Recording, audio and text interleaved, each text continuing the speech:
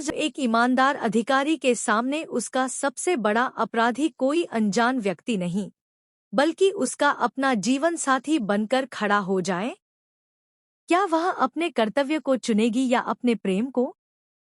क्या न्याय की राह रिश्तों से बड़ी साबित होगी, या फिर रिश्तों की ताकत कानून को भी चुनौती दे देगी? आज की कहानी केवल एक परिवार की नहीं, बल्कि उस हर इंसान की कहानी है जिसे जिंदगी कभी न कभी ऐसे मोड़ पर लाकर खड़ा कर देती है, जहां हर फैसला किसी न किसी दिल को तोड़ देता है। ईशा के जीवन में भी ऐसा ही तूफान आ चुका है। जिस सच्चाई को वह वर्षों से खोज रही थी, वह अचानक उसके सामने आ खड़ी होती है और उसी पल उसकी पूरी दुनिया जैसे बिखर जाती है। उसे पता चलता है कि उसका अपना पति सूरज ही वह रहस्यमयी व्यक्ति है जिसे लोग दादा भाई के नाम से जानते हैं। यह सुनते ही उसके पैरों तले जमीन खिसक जाती है। उसके मन में एक साथ हजारों सवाल उठने लगते हैं। क्या जिस इंसान से उसने प्रेम किया, वह सचमुच अपराध की दुनिया का हिस्सा है? या फिर इस कहानी के पीछे कोई ऐसा दर्द छिपा है जिसे अब तक किसी ने समझने की कोशिश ही नहीं की?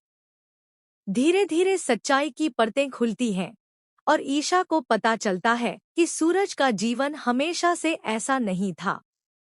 कभी उसके भी सपने थे, उसके भी अपने लक्ष्य थे और वह भी सम्मान के साथ जीना चाहता था।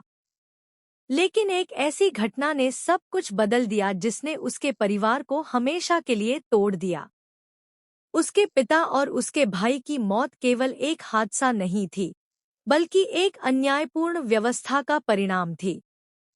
उस व्यवस्था ने एक परिवार से उसका सहारा छीन लिया और एक सीधे सादे इंसान को बदले की आग में झोंक दिया।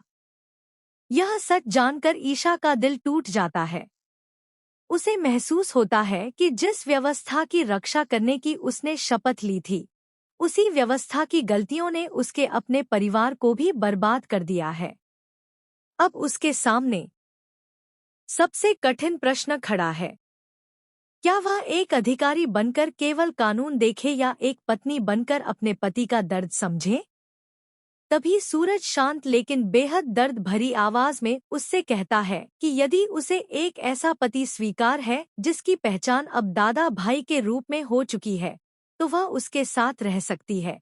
लेकिन यदि उसके लिए कानून और सम्मान ही सबसे ऊपर है, तो वह बिना किसी झिझक के अपने रिश्ते को यहीं समाप्त कर सकती है। यह कहते हुए सूरज अपने पुराने सपनों की तस्वीर अपने हाथों से फाड़ देता है। वह तस्वीर